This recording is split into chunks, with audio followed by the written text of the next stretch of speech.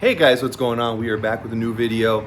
Today we are going to do some repairs. I finally got another part in. It is the e-brake. This whole thing, I ended up getting it used because they are out of stock everywhere across the US right now, brand new from GM. So I ended up going down to Instagram actually and reaching out to the parts farm, link below. They are amazing. I spoke to them. I saw they had a 5th gen Camaro incoming, and I'm like, hey guys, what you guys doing with that parking cable? And a week later, it came in the mail, and here it is. So I really recommend them if you're looking for parts, used parts. They're some of the best in the business. So basically what's going on here is you pull on the e-brake, it does nothing. It's got no tension, nothing. So when I went down there and took a look at it, and this is apparently very common on all of these, the ball here comes off the end and shreds the wire, and that essentially just causes your parking brake not to work.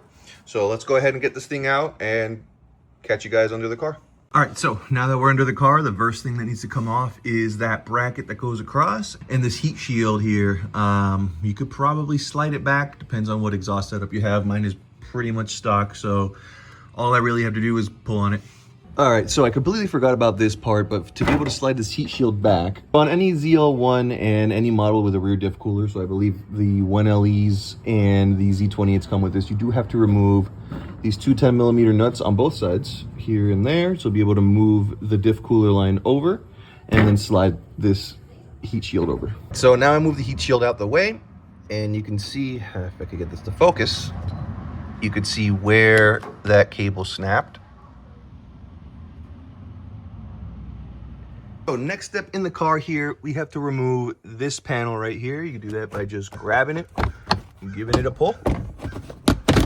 It'll come right out, and that will expose the two nuts here we gotta remove. We gotta take this nut out and that nut out right there. You can get to the front one by picking up on that. It gives it a little bit more room. And then there is a switch that I'll show you guys later that has to be disconnected.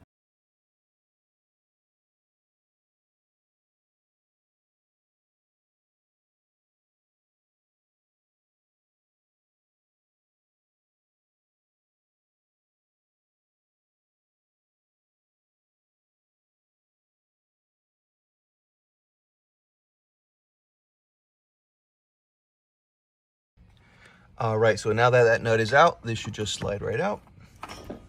Perfect.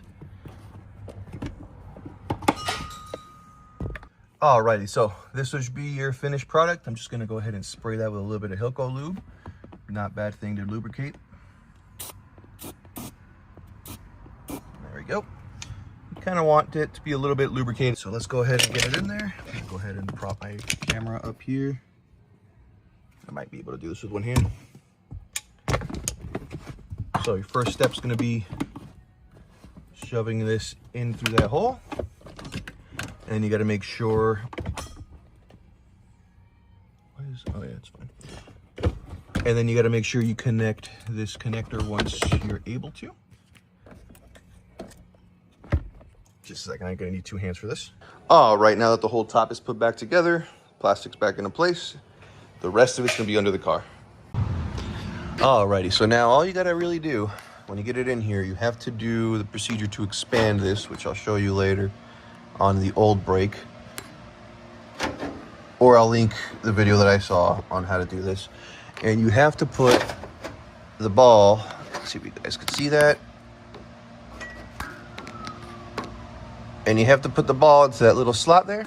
Everything else is in order. You just got to put that bracket back on, and then you got to release it from the top. All right, so an important step I forgot to mention is you do have to basically lock this and pull, and I'm going to show this on the old handbrake. You have to lock the tension on the cable here, because otherwise the end will not reach the receiving end for the rear half of the cable. So in order to do that, now I don't know if I can do this with one hand here, you go ahead and you pull as far back as you can. You got to make sure that the e-brake is the whole way down. As you can see, when it's the whole way down, this raises. You go ahead and you pull as far back as you can go. And you see how there's a hammer here. And this was kind of bad. Can't really hold it with one hand. I had somebody help me with this earlier. And then you press that spring around there. And that piece there, it's like a hammer right there. But I can't pull it back right now. This is the old one, it's really tight. You pull that spring over and you let go, and that should give you the length you need to install it. Now, when you go ahead and reinstall, you do the same thing but backwards. You're gonna pull as far back down as you can once you have this end around the ball, which of course is frayed on this one. Once you have this on the receiving end on the bottom of the car, you pull down at the bottom of the car and you have somebody remove this hook here by pulling up on the brake lever. Alrighty, so now that I have this together here, see the ball on the end of that, I'm gonna go ahead and put that bracket back on to hold this in place. So now your e-baker's in, everything's connected. There is one final step for this. You're gonna start your car. Make sure your wheels are still up in the air. And this is how we're gonna adjust it. You're gonna go ahead and put it in reverse. You're gonna let out the clutch or let out the brake. And you're gonna pull on the e-brake a few times, and you're gonna feel it catching sooner and sooner every time.